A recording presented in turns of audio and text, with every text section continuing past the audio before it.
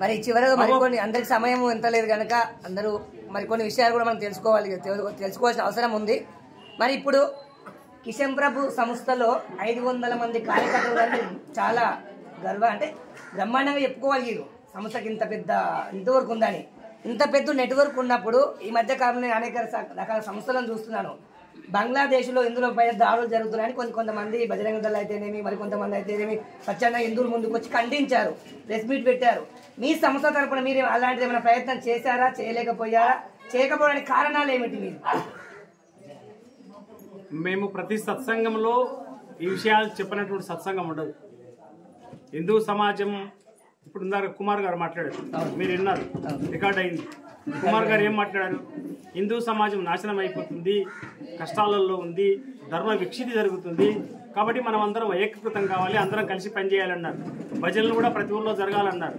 ఇప్పుడే మీ ముందర చెప్పాను, వచ్చే సంవత్సరం 21 మంది విద్యార్థులు భగవద్గీతలో ఉండాలి పిల్లలకు అని సంస్కారం చేసే ప్రయత్నం చేస్తున్నాం. మహిళా సంఘం అనసూయమ్మ గారి ఆధ్వర్యంలో అధ్యక్షతలో దాదాపు వాళ్ళు ఒక 200 మంది మహిళా సంఘ సభ్యులను మేము తయారు చేశాం, కమిటీ వేశాం. ఆమెను రాష్ట్ర అధ్యక్షులుగా చేశాం.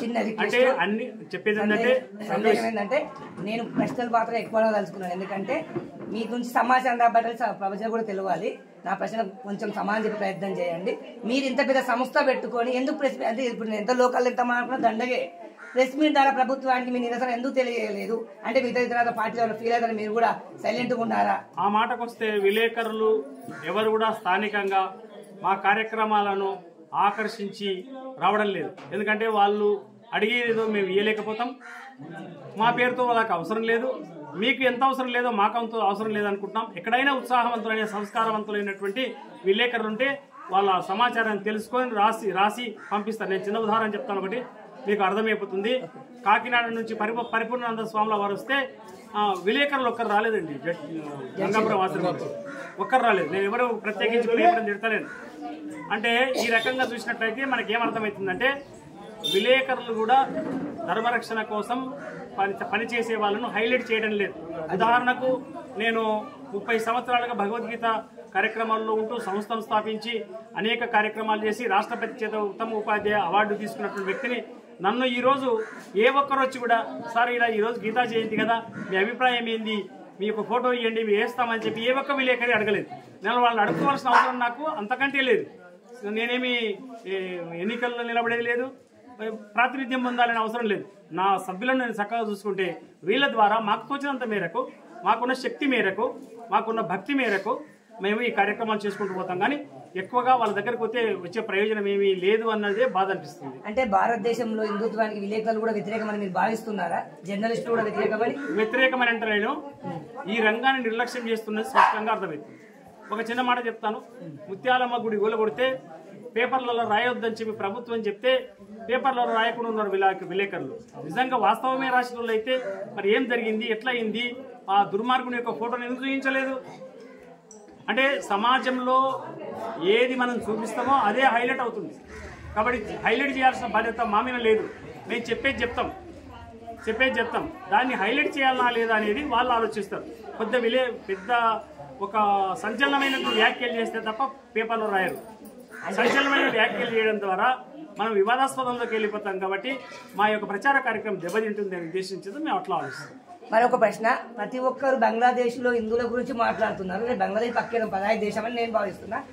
స్వదేశంలో స్వరాష్ట్రంలో మన జిల్లాలో మన కండంలో కూడా దాడులు జరుగుతున్నాయి. దీన్ని ఏ విధంగా అరికట్టాలి? మీరు దాని గురించి ఏమైనా సూచనలకు కార్యకర్తలకు, హిందుత్వ వాళ్ళకు, జాతీయ వాళ్ళకు ఇవ్వదలుచుకున్నారా? అవునండి, ఇప్పుడు నేను హిందువుని అనే పరిస్థితిలో లేడు. ఈ మధ్య కాలంలో ఒక మాటకొస్తే ఈ 10 సంవత్సరాల కాలంలో మోడీ గారి ప్రభుత్వం వచ్చిన తర్వాత హిందువుల్లో ఒక ధైర్యం కలిగింది.